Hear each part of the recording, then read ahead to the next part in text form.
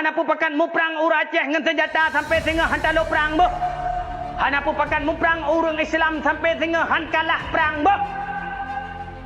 Sejarah punya cerita. Pakiban dilai berosakan urang Islam. Pakiban berosakan Tanjung Aceh. Tamu perang ngan Belanda.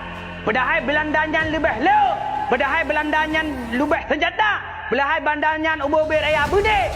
Ijak rok laut. Ijo laut. Iba bude. Iba meriam. Nak talu Aceh. Nak talu. Gebedah tungku syik di tirau. Dengan semangat panglima perang. Dengan gagah berani dan perkasa. Bahkan urang Islam hantalu perang. Bahkan urang Aceh hantalu perang dengan senjata. Karena lam darah katanya Islam. Na darah para syuhada. Lam tubuh urang Islam, na jiwa para pahlawan. Maka hanapu mu perang. Karena na keyakinan bahawa mati dalam perang adalah syahid. Syahid yang nabila Allah atau surga bansabo. Maka urang Islam hanapu pakan mu perang dengan bude. Hanapu pakan mu perang dengan senjata. Sampai sehingga hantalu perang. Pakiban orojih Belanda wadah jitran wajah. Terjadilah perang antara dengan Tunku Syik di Tirau. Pakiban Tunku Syik di Pantai Kulu. Dengan statement perang Sabi, dengan soyok ya perang Sabi yang syahid daripada perang Sabinya. Sampai Tunku Syik di Terau nekun bak Tunku Syik Pantai Kulu. Tunku Syik Pantai Kulu. Cikarang sabuh hikayat. Baik semangat tentera perang, baik semangat urang Islam supaya talu Belandanya. Tunku Syik Pantai Kulu gua dari Mekah. Watainya nuwa tunggu metuah dari laut. Dalam nak kapal ia mantangan bot. Lambut nebedah Tunku Syik Pantai Kulu nutulis hikayat perang Sabi. Watelius nutulis hikayat perang Sabi. Nepuau kena Aceh. Nepesapat pemuda-pemuda Islam. Nepesapat pemuda-pemuda Aceh.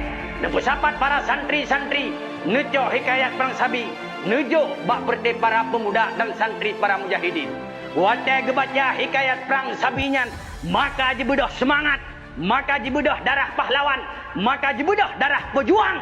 Maka jebedah semangat yang luar biasa. Hingga terjadi perang dengan Belanda. Tunku Syik di Terau bangkit dengan santrinya. Tunku Syik Pantai Kulu bangkit dengan tentera-tenteranya.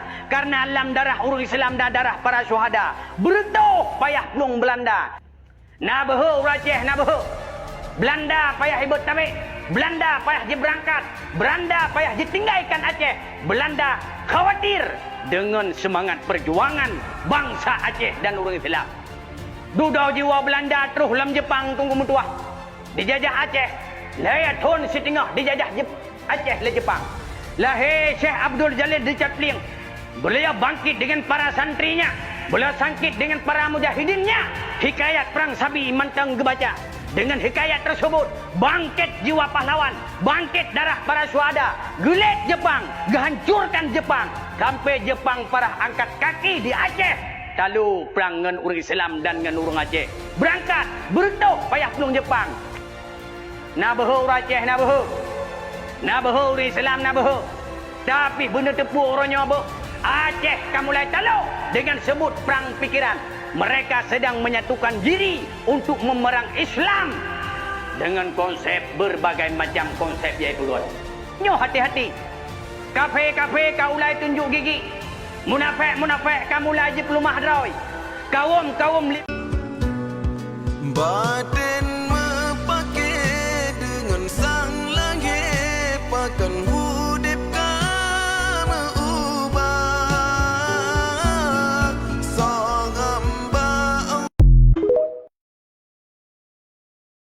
Injing kau bergerak, jangan bermimpi dapat berjumpa keturunan kau lagi.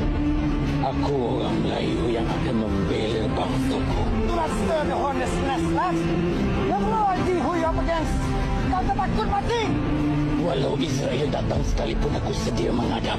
Ini tak boleh penjaga laknat seperti kau. Siapa kamu? Islam agamaku.